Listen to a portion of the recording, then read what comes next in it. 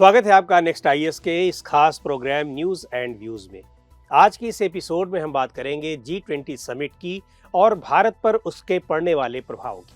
2022 के G20 देशों का समिट नवंबर में इंडोनेशिया के बाली में नुसा दुआ में संपन्न हुआ। समिट के बाद 1 दिसंबर को G20 देशों की प्रेसिडेंसी भारत को मिली और अब 1 साल तक भारत इस पद पर रहेगा।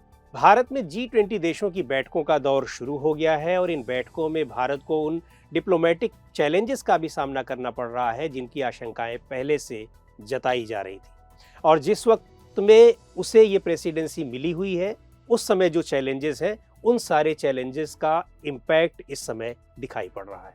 पहले फरवरी के अंत में बेंगलुरु में हुई G20 देशों के फाइनेंस मिनिस्टर्स की बैठक में कोई साझा बयान जारी नहीं हो सका और फिर नई दिल्ली में 2 मार्च को हुई G20 विदेश मंत्रियों की बैठक के बाद भी कोई साझा बयान जारी नहीं किया जा सका। साझा बयान जारी नहीं हुआ, लेकिन भारत ने अध्यक्ष होने के नाते आउटकम डॉक्यूमेंट यानी बैठक का सारांश जारी किया था, लेकिन इस सारांश के 2 पैरे से रूस और चीन सहमत नहीं थे। साझा बयान जारी नहीं होना बताता है कि यूक्रेन पर हमले के कारण G20 में स्पष्ट रूप से विभाजन दिख रहा है। बैठक के बाद भारत के विदेश मंत्री एस जयशंकर ने माना कि सदस्य देशों के बीच यूक्रेन वॉर को लेकर मतभेदों की वजह से ऐसा नहीं हो सका। दरअसल यूक्रेन रूस वॉर ने पूरी दुनिया को लगभग 2 हिस्सों में बांट दिया है, जिसका असर अब G20 पर भी साफ दिखाई पड़ रहा है। भारत को प्रेसिडेंट के रूप में मिले चैलेंजेस और अपॉर्चुनिटीज की चर्चा भी करेंगे, लेकिन पहले कुछ बातें G20 के बारे में। कैसे ये फोरम बना, क्या करता है, कौन से देश इसमें शामिल हैं और इसका महत्व क्या है। G20 अंतर्राष्ट्रीय स्तर पर इकोनॉमिक कोऑपरेशन का एक इंटर गवर्नमेंटल फोरम है जो दुनिया की प्रमुख डेवलप्ड कंट्रीज को इमर्जिंग इकोनॉमीज वाले देशों से जोड़ता है। जैसा कि इसके नाम से ही पता चलता है कि इस ग्रुप में 20 मेंबर्स हैं, जिनमें 19 देश और एक यूरोपियन यूनियन शामिल है। आपको पता ही होगा कि यूरोपियन यूनियन में इस वक्त 27 देश हैं। 19 कंट्रीज में Argentina, Australia, Brazil, Canada, China, France, Germany, India, Indonesia, Italy, Japan, Republic of Korea, Mexico, Russia, Saudi Arabia, south Africa, Turkey, United kingdom और यूनाइटेड स्टेट्स के अलावा यूरोपियन यूनियन शामिल है। G20 में दुनिया की बड़ी इकोनॉमी वाले देश शामिल हैं। इसमें शामिल सभी देश मिलकर दुनिया भर की पॉपुलेशन का करीब 2/3, ग्लोबल ट्रेड का 75% और ग्लोबल जीडीपी के 85% को रिप्रेजेंट करते हैं। G20 का गठन 1999 में किया गया और इसके गठन के पीछे 1990 के दशक की एशियन फाइनेंशियल क्राइसिस थी, जिसने खास तौर पर ईस्टर्न एशिया और साउथ ईस्ट एशिया को प्रभावित किया था। एक तरह से G20 को दुनिया के सबसे पावरफुल देशों के समूह G7 के एक्सटेंशन के रूप में देखा जाता है। बाद में 1998 में इस समूह में रूस भी जुड़ गया और ये G7 से G8 बन गया। यूक्रेन के क्रीमिया इलाके को अपनी टेरिटरी में मिलाने के कारण 2014 में रूस को इस ग्रुप से अलग कर दिया गया और एक बार फिर ये G7 बन गया। 1999 में जर्मनी के कोलोन में G8 देशों की बैठक हुई। इसमें एशिया की इकोनॉमिक क्राइसिस पर चर्चा हुई। इसके बाद दुनिया के शक्तिशाली अर्थव्यवस्था वाले देशों को एक मंच पर लाने का फैसला किया गया, जिसका परिणाम G20 देशों के रूप में सामने आया। 1999 में G20 ग्रुप की पहली बैठक जर्मनी की राजधानी बर्लिन में हुई। इस फोरम के गठन का मकसद था डेवलपिंग और मिडिल इनकम वाले देशों के कोऑपरेशन और पार्टिसिपेशन से ग्लोबल फाइनेंशियल स्टेबिलिटी को सिक्योर करना। पहले ये फोरम सदस्य देशों के फाइनेंस मिनिस्टर्स और सेंट्रल बैंक के गवर्नर्स का ही ऑर्गेनाइजेशन हुआ करता था, लेकिन 2007 में ग्लोबल इकोनॉमिक और फाइनेंशियल क्राइसिस के बाद G20 को अपग्रेड किया गया और अब इसे स्टेट हेड्स यानी देशों के प्रमुखों का संगठन अब ये हो गया है और ये तय किया गया कि G20 देशों के शीर्ष नेताओं की साल में एक बार बैठक होगी। इस अपग्रेडेशन के बाद G20 की पहली बैठक 2008 में अमेरिका की राजधानी वाशिंगटन डीसी में हुई। 2009 में G20 को premier forum for international economic cooperation के तौर पर नामित किया गया। और अब जानते हैं कि G20 कैसे काम करता है। G20 का अपना कोई परमानेंट सेक्रेटेरिएट नहीं है। G20 में 2 पैरेलल ट्रैक्स होते हैं, एक फाइनेंस ट्रैक और दूसरा होता है शेरपा ट्रैक।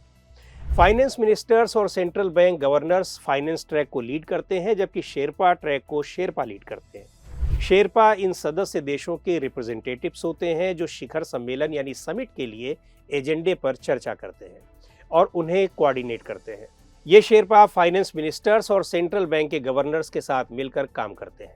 G20 देशों की प्रेसिडेंसी से संबंधित एक महत्वपूर्ण टर्म है ट्रोइका। ये उन 3 देशों के ग्रुप को कहते हैं जो एक दूसरे के बाद लगातार प्रेसिडेंट होते हैं।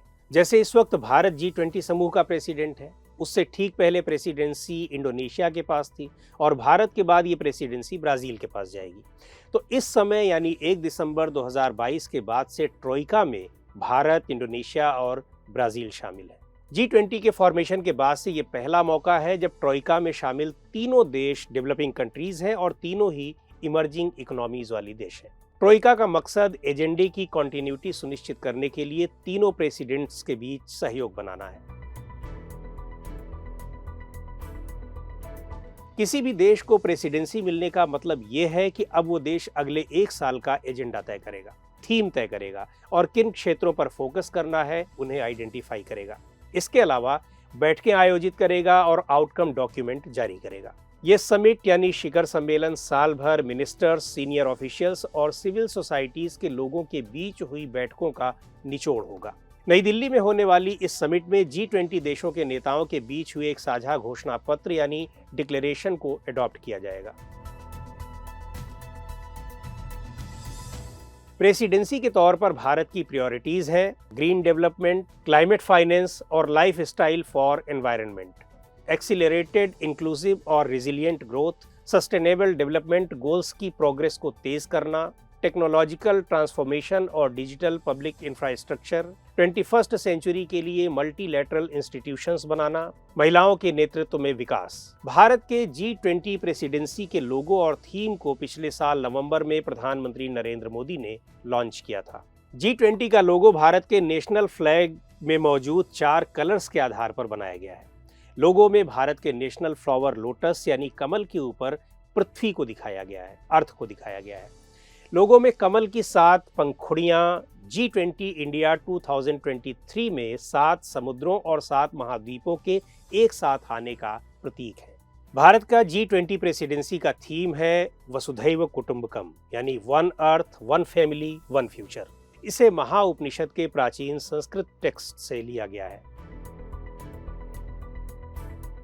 G20 की प्रेसिडेंटशिप मिलने को जहां भारत के लिए एक अपॉर्चुनिटी के रूप में देखा जा रहा है, तो ये भारत के लिए बड़ी चुनौती भी है। हालांकि G20 की प्रेसिडेंटशिप मिलना ऑर्गेनाइजेशन का एक रूटीन प्रोसेस है। यदि देखा जाए तो 19 सदस्य देशों में से 16 देश अब तक इसकी अध्यक्षता कर चुके हैं।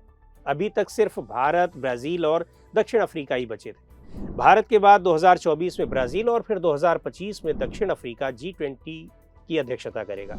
फिर भी इस सम्मेलन की अध्यक्षता को भारत के लिए अपॉर्चुनिटी के तौर पर इसलिए देखा जा रहा है कि ये इतना बड़ा और विस्तृत संगठन है जिसमें दुनिया की करीब 2/3 आबादी और 85% GDP को रिप्रेजेंट करने वाले देश आते हैं।